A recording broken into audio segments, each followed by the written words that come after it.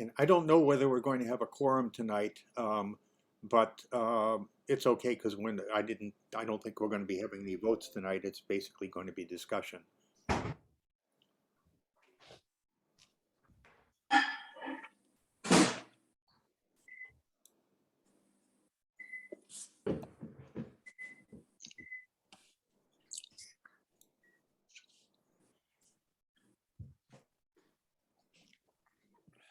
Okay, we're going to wait a few more minutes,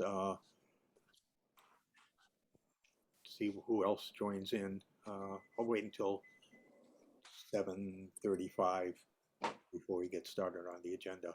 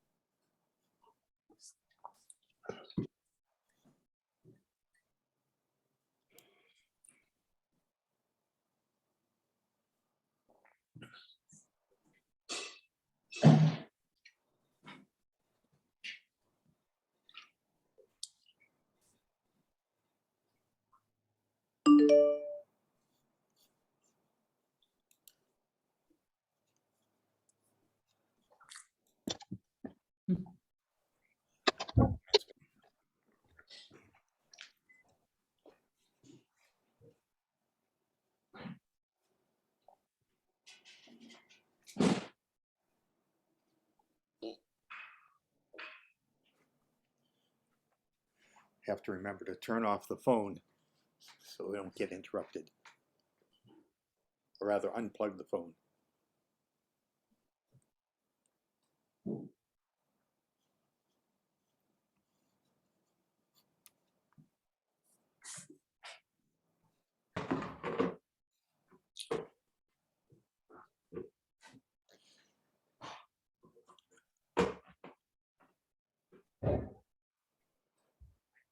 So anyone have anything new and interesting to announce or report? No. Leonora had just come from the redistricting meeting, and they approved the final Oakland election districts for both city council and school board. And Rockridge is not going to get cut in half, so that's good news. Mm-hmm.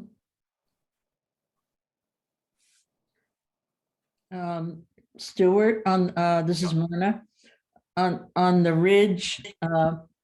Yeah, there's been activity there. there have, and I'll talk about that a I'm little. gonna use the headphones, so if you want to do anything else, you can.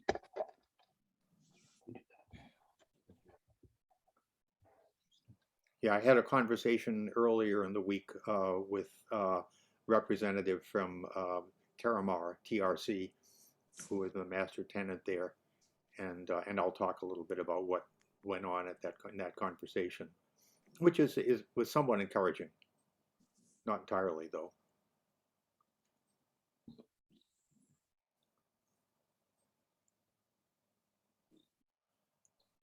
Well, give another 30 seconds.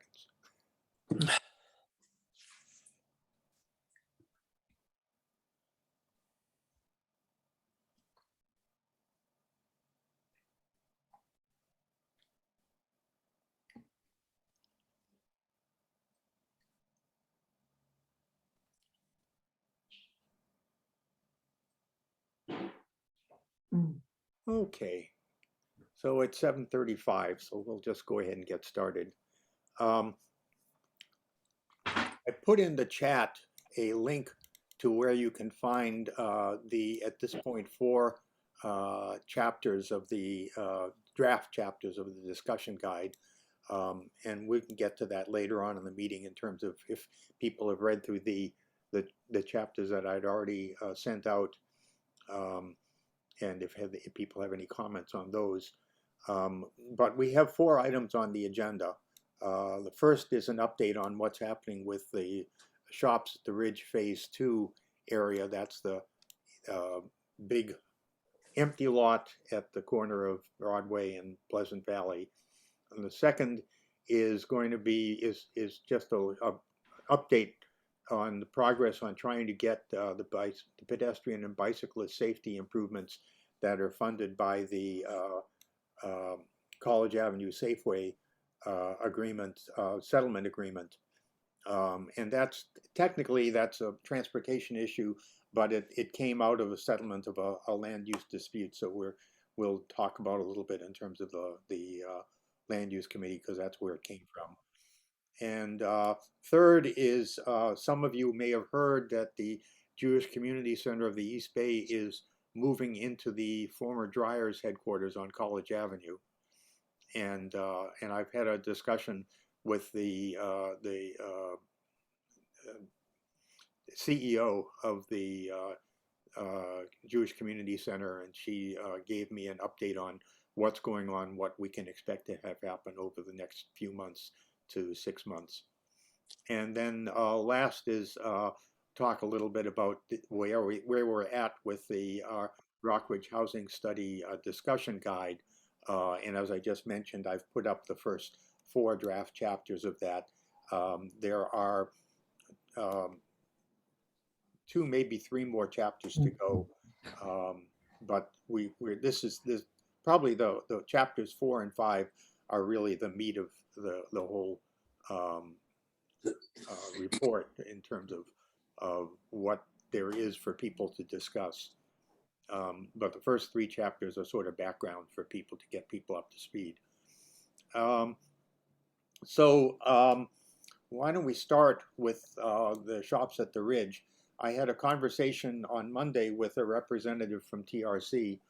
Again, they're the master tenant for the site. And we talked about a number of things. We started off talking about the fact that the site is kind of not in really good shape. And he acknowledged that, yeah, we need to do better on maintenance. He said they sent someone out there last week to take pictures of the site and bring them back and show them around to the management in their Southern California offices. And based on what that shows, they will then move forward on trying to get some maintenance done. Another thing that some of you may have seen is there have been some trucks on the site the last few days, and they've been taking soil samples. And the reason for that is that the regional board has identified a problem because if you recall, back before the old shopping center was torn down, there was a dry cleaner in what's now phase 1 of Shops at the Ridge. And if any of you know much of anything about dry cleaners, you know that when you've had a dry cleaner, you usually end up with soil contamination. There's a organic chemical that's nicknamed PERC. Let's see. I think it's perchloroethylene. That's right, perchloroethylene or perchloroethene, whichever way you want to pronounce it.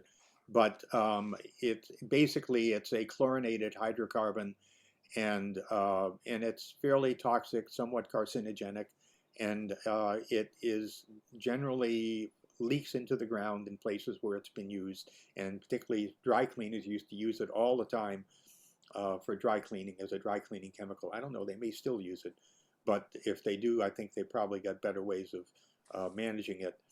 But at any rate, it got into the ground there.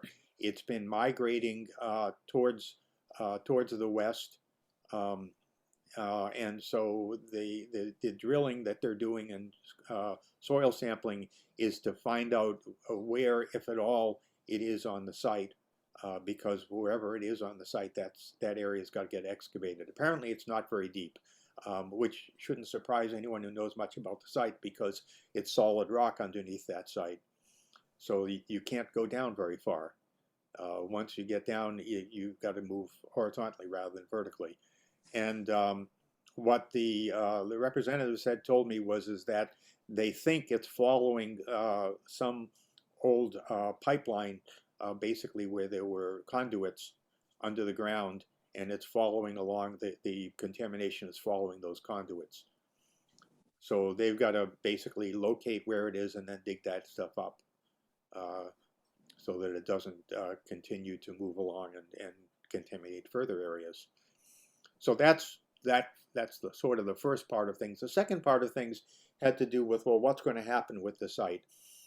And our board has had some discussions among itself about trying to get a meeting with TRC to talk about what their plans are, if any, and what we can do to move things along, particularly in the direction of providing housing. Some of you may have seen there was an article in the January Rockridge News that stated that the current master tenant had shown no interest in housing. That was not correct. There was a mess up in the editing of the article, and what was put in there, there'll be a correction coming out in this month's issue. But in fact, TRC is quite interested and has been interested in putting housing in there for at least the last 3 years. And we've had discussions with them several times, as have people from the Piedmont Avenue area. And the stumbling block is really not TRC, it is the site's owner, which is a family corporation that's located in San Francisco. And we talked a little, I talked a little bit with the person from TRC about that. He says they've just been totally intransigent, absolutely unwilling to look at housing. The only option they gave TRC was, they said, well, yes, you can do housing, and then they named them a prohibitive figure as to how much extra they would have to pay the property owner on a monthly basis if they did any housing, which put it out of the question. So we are, as some of you know, we've been doing polling, and the polling is coming out very strongly. The community is feeling very strongly in favor of having housing on the site. We're going to be presenting the polling results to the city and to TRC, and hopefully in one way or another to the owners of the site, with the hope that maybe if they see there's such strong support for housing, maybe they'll change their mind. The other option I mentioned, which we've also talked a little bit about, and actually got brought up at the latest general plan meeting that Oakland is having, that's another matter I should mention, is that Oakland has started a process of revising its general plan, and the first part of that they will be revising is the housing element. And so they're focusing right now on the housing element, but they asked people to identify sites that would be attractive places to put additional housing. And perhaps not surprisingly, one of the major sites that mentioned for the North Oakland area is that Shops at the Ridge site. And there's been some thought about perhaps asking the city to redesignate that site so that it is explicitly available for housing. Right now it has a kind of a general purpose designation. It can do pretty much anything, and you have, in fact, the maximum height is 7 stories at that site. So it certainly is an appropriate place to put fairly large projects. What the representative from TRC told me is they would like to see it rezoned to mixed use, including housing. So I think that site's big enough that it could be a planned unit development, and you just get to do what you want or what you can convince. well, the city, yes, the city would have to approve that, though. Yeah. If it's a large enough site, you're right. It's 15 acres. So although actually half of that is the phase 1, which is already built out. The actual site is only about 4 acres. The site, the phase 2 site. Yeah. Yeah. About 2/3 of the site has already been built. Although there is still, there's certainly quite a large amount of surface parking that something could be done if they were to go to some structured parking. Yeah. The apartment's kitty corner the Baxter Apartments, that was a planned unit development. Oh, was it? Yeah, and so they got extra height that way and Yeah. Well, no, I don't think so. No, because they actually had to step down. If you look at that, you'll see that. well, no, that was from a study that I'm sorry? no, they had to not shadow the neighbors, but otherwise they got 5, 6 stories. Yeah, that was just a mitigation measure. Okay, because I know the zoning steps down Yeah. as you go south. No, that was just part of Okay. the approval process. Yeah. Yeah, you're right. That it's 5 acres is certainly large enough that you could do a PUD. Or the other thing, you could do a specific plan too, which is in a regulatory sense, it's pretty much the same thing, but Yeah. I'm trying to think. Usually a PUD is a little bit more detailed than a specific plan is. well, the specific plan legally can be very, very detailed if you want it to be. If you Yes. want it to be. Yeah. At any rate, so where things stand right now is they are discussing among themselves about what sort of directions to move in, and we have indicated we'd like to have a meeting, hopefully for a joint meeting with them, both with the board of directors and the land use committee, and to talk over what we can come up with in terms of a strategy of trying to get something put in there. Yeah, it would seem that if the property owner is the problem, Yeah. The city should just take the initiative and rezone it primarily for housing. Well, that's the thought. Yeah, I mean, there's it's mixed. because the property owner legally doesn't have any veto power over the regulatory powers of the city. Right. As long as you're not talking about actually entitling something. Yeah. The property owner, there's no vesting. Yeah. So they. So it seems that really the first hurdle is just get the property owner out of the discussion here. Right. So TRC can then proceed with predominantly a housing type of development. Yeah. Right. Mm. Right. We'll just have to see. So far, it seems like the owner is perfectly satisfied to just receive their base Yeah. rate, their base rental, and Yeah. not get anything more than that, which is shocking. But I don't quite understand it. You know, one would think if they don't like having that site and they don't want to, they could sell it, and they could certainly make a pretty penny selling it. But I think the strategy is not give them a choice.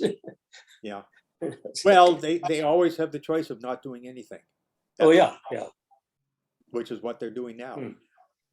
The Yeah. no project alternative. The no project alternative. And whether you do no project on something that's designated for general commercial, or whether you do it on something that's designated housing, it's still nothing. But well, I don't know. It is a puzzle, and no one that I've talked to seems to have a way of sussing out what the owner really is, what their idea behind what they're doing is. But I think at this point, that's about it. You know about as much as we do. And Stuart? yeah, Yeah, this is Myrna. Yeah, when we spoke to them a few months ago, that's pretty much the same story we heard. So that's why we started the petition to pressure them to clean up the ridge, because if they think it's going to be easy to do nothing, we want to let them know that it's not going to be easy to do nothing there.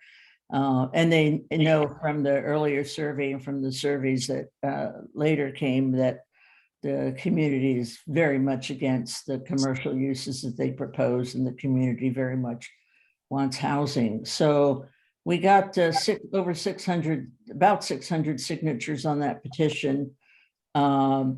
Panel joined it, you joined it, we joined it, UBA joined it, and we're sending all that to the city. We've sent it to the city so that that the excuses they've been giving us for 5 years don't continue. And that if they're really not going to build anything on there, which is highly possible, they're going to have to spend some money to make it look presentable. So the pressures on the end of keeping up the lot and the other end of getting them to build housing. And that's the strategy we're following out. Right. So it's Have you sent RCPC a copy of your results? of the survey we did a few Yeah. months ago. No, Yeah, the petition that just has been circulated online. of the results. Yeah. The results is the number of people who signed it. Okay, yeah. And it's almost 600. I can tell you exactly tomorrow. Okay, Yeah, The so possible, it was effective. okay, but the possible problem there is that kind of diverts the attention to the issue of maintenance rather than the issue of use. So I think we have to be, I think we got to kind of go, I think you have to go forward on both fronts. right. Right. The real problem is the fact that in terms of maintenance, that's TRC. And we definitely want to push TRC to do a better job of maintenance, but it doesn't get us to the owner. Yeah, and not to, Costs for maintenance are all. not make that TRC. the outlet where the discussion is all about maintenance and not about the actual use. Right, It's a two-pronged discussion always. yeah, The pressure up on both sides, so getting them to move. And the fact that they're doing that drilling is indication of something they're thinking about something. Well, I suppose that's good. no, they're basically doing that because the regional board is after them. Yeah, well, so far, the last we heard from them was about a week ago, and they said they had no plans to move forward with anything other than, of course, working on the maintenance that they're Right. going to do. We've heard that before, so that's why we've sent the petition so that they know that that's not acceptable anymore. Yeah. But we'll just have to see what happens next steps. Hopefully we can set up a meeting with TRC in the next month or two. Second is I wanted to give you a short update on what's been going on with the funds from the College Avenue Safeway settlement. And most of you probably have heard that Safeway turned us down. We had, after a lot of discussion with the community around that area and looking at what made sense, what we concluded is the best thing to do with that money because of what was happened in the area is there's been increased traffic, particularly on Hillegas. And so we proposed to put some speed bumps on Hillegas and also to put some pedestrian bicycle signals on Alcatraz to facilitate people crossing Alcatraz. There is a crosswalk at, let me think, what's the name of the street? Blanking the street. The Bicycle Boulevard. I'm blanking the name. At any rate, there is one street that does have a crosswalk. The proposal is to put another crosswalk at Hillegas and then to put a bicycle signal, a bicycle and pedestrian signal at the bicycle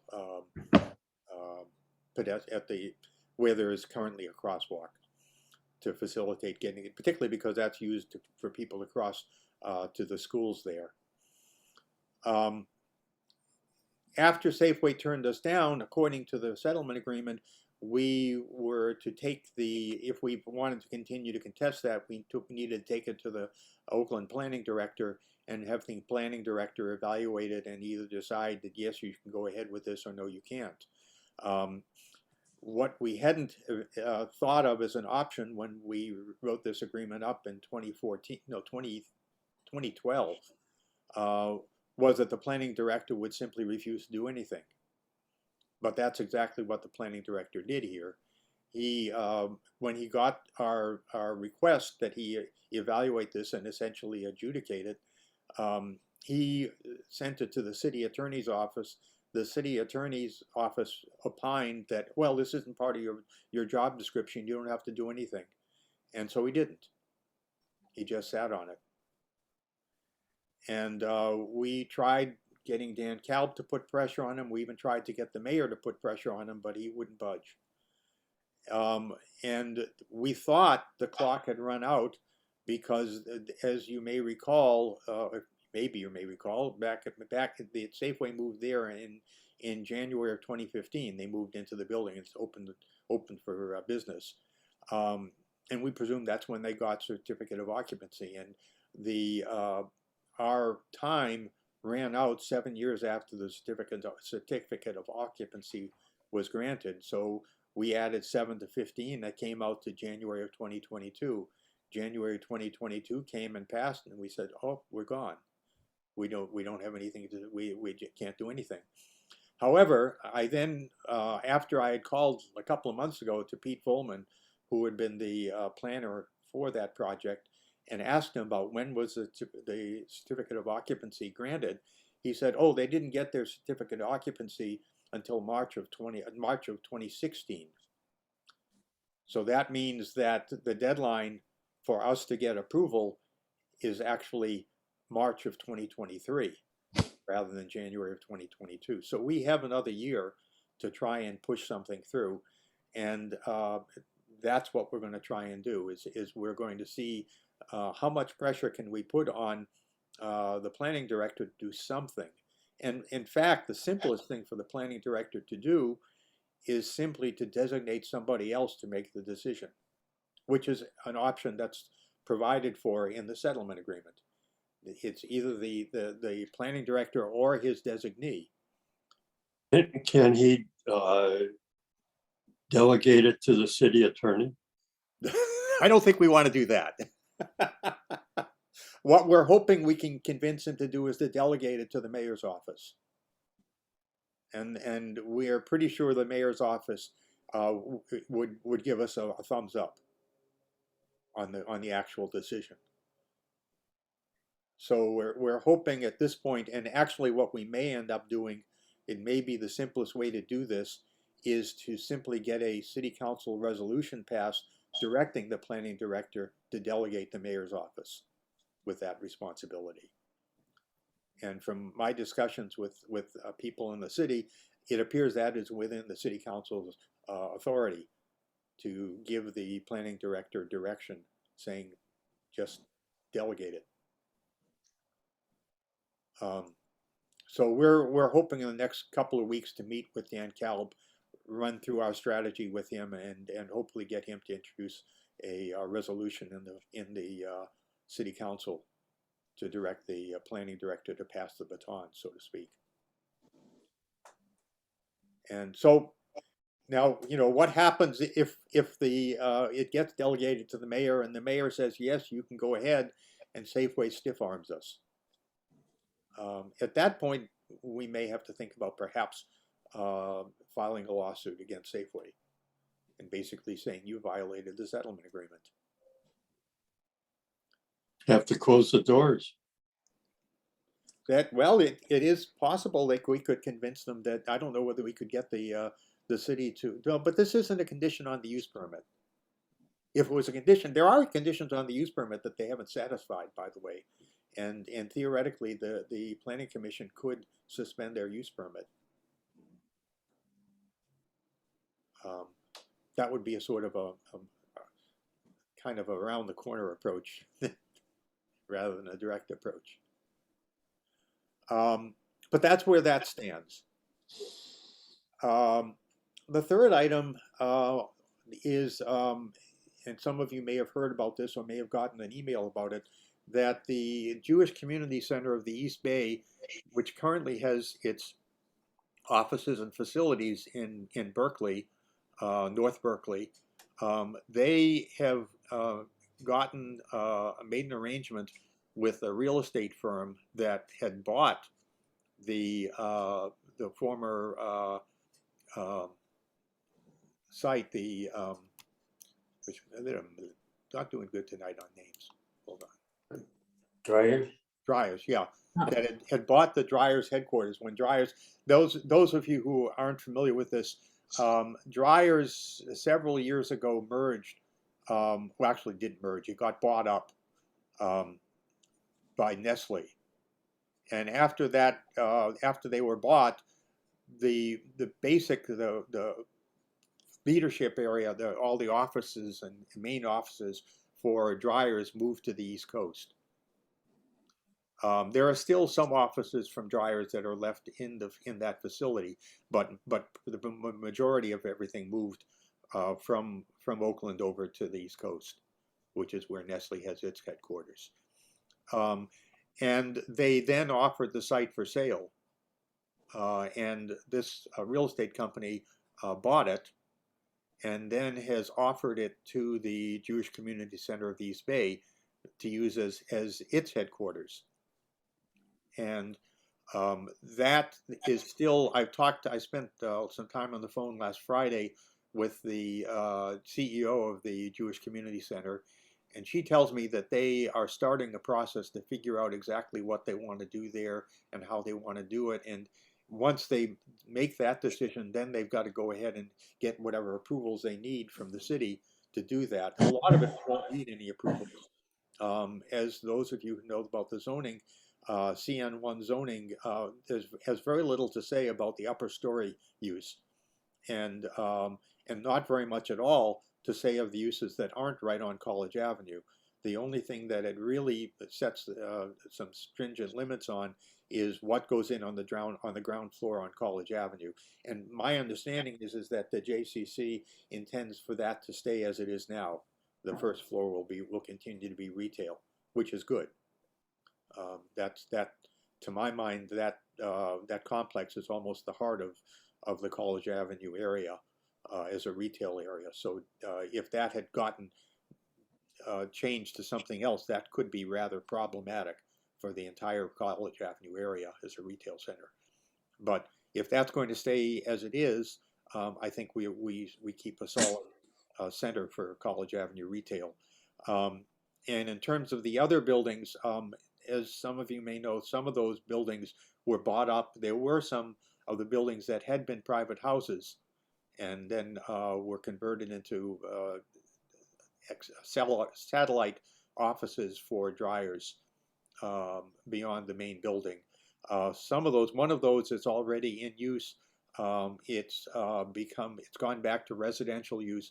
What it's being used for is it's being rented to post-college occupants who are basically going to be working in the community for the JCC, and they're given subsidized rents in that building. It's called Moisha House, and I'm not sure which of the buildings it is. If I walk by there, I could probably figure it out. Look at where all the young men and women coming out of.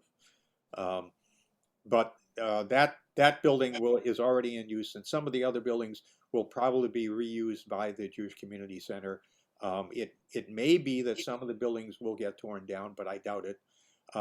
The one building that is, aside from the upper floors of the current headquarters building, the building that those who may remember back when we had a nightclub, a jazz nightclub there, that building is still being leased to Dreyers, and I guess they use it for holding conferences and the like. And they have a somewhat, not a real long-term lease, but a somewhat long-term lease. So that will stay Dreyers, and the upper stores of the main building will stay Dreyers for several years. And the other uses, there are lots of different possibilities, but none of them have been put down and locked in yet. So they say that they're going to be doing a process over the next, say, 3 or 4 months to figure out what they want to set up in that complex. And that's, I think, as much as I know about that. There will be an article about that in the Rockridge News this coming month. And last is where we stand with the Rockridge Housing Study. Last meeting we talked about pulling together a discussion guide, and at this point I pulled together 4 chapters in draft form, and there's a link in the chat. I put them up on Dropbox, and if you click on that link, you can download the 4 chapters from Dropbox. And I sent them out to those, I don't know how many of you were here last month, but I sent them out to everyone who was here last month. The first 3 chapters, the 4th one I just finished today. And I don't know if any of you had any thoughts or had comments on the first 3 chapters. No? Haven't looked at them yet. That's okay. No, looked at it, but we're looking for the 5th chapter. The 5th chapter, yes. Stu, there is not a link in the There's chat. not a link. Well, let me try it again.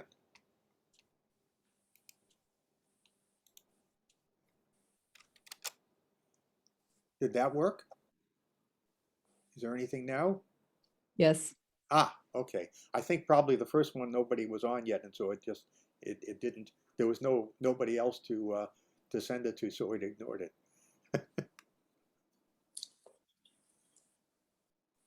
So if you go to that link, you should be able to download all of the draft chapters. And we were hoping that we would be able to have a discussion of that prompted by what was going to be in the discussion guide at for the April town hall. I'm not sure whether we'll be able to or not. For one thing, it's not clear whether we will have a April town hall in person. If we don't, we will probably just have a candidate forum, and that will be, as it has been the last couple of elections, we'll hold the candidates forum online. But it's probably, depending on how many candidates we get, it may or may not. I know the last couple of elections, we've had enough candidates that if you tried to do anything else in the town hall, you'd have 10 minutes for everything else. But we'll have to see. The closing date on the candidates for people to indicate their candidacy is March 3rd. So at that point, we'll know how. No, it's March 2nd. March 2nd? Okay. Sorry about that. March 2nd. Yes. Next Wednesday. Right. So if any of you are interested, that's the deadline. And you have to be a resident in the RCPC boundaries in order to run for the board. But that's about the only requirement, and over the age of 18.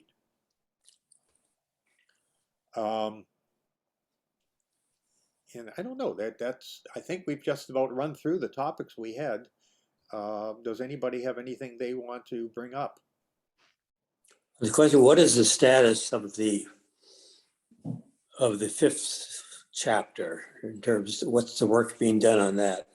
I'm just getting started on that. That's basically asking what happens given the results we get in chapter 4 in terms of what's feasible and what's not. We had 4 different scenarios as to how, actually, I think 5 actually, including a, if you will, a no project scenario where nothing changes. But we're asking about various potential changes in the land use designations for Rockridge, and what would the feasibility results say about what would happen under each of those scenarios. Now, are you also looking at various different techniques of promoting housing, or is it just? That's partly what's involved in those in the scenarios. They're asking what could we do that would encourage more housing, and what types of zoning changes or other types of changes.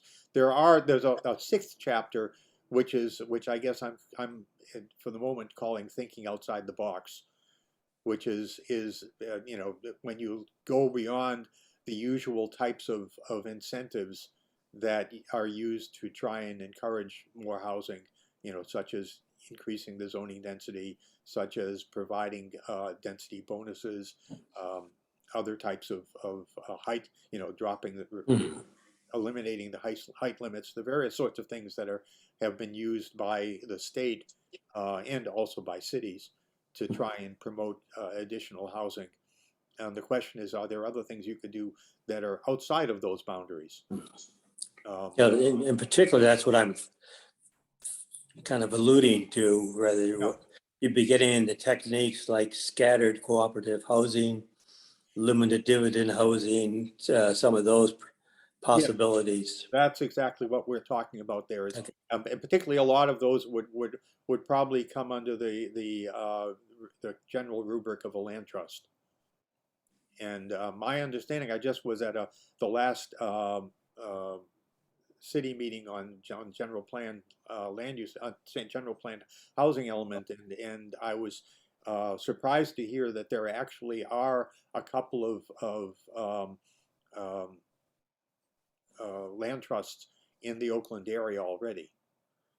So, and I'm meaning to connect up with someone Yeah. who's involved in that. There is also the scattered cooperative low-income housing, Oak Center Homes, which is still a viable organization.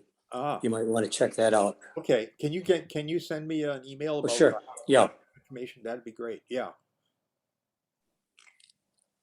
Yeah, I think any of you who have ideas, particularly anything that's outside of the sort of the standard approaches to incentivizing housing, I think that's what we're looking for, particularly in terms of the chapter 6.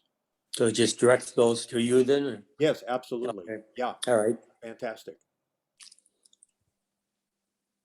Yeah, and so that's pretty much where we're at with that study, or I shouldn't say study, this discussion guide, because the idea is to present all of this to the community and then get feedback about, well, what do people think? Where should we go? And see if we can come to any sort of a consensus as to what's what makes the most sense, which needn't necessarily be any one thing. It may be a variety of different things. Right, yeah.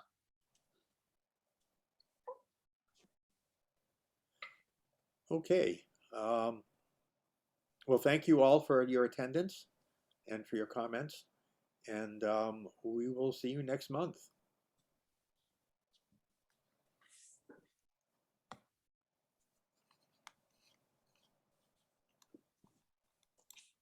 Thank you, Stu.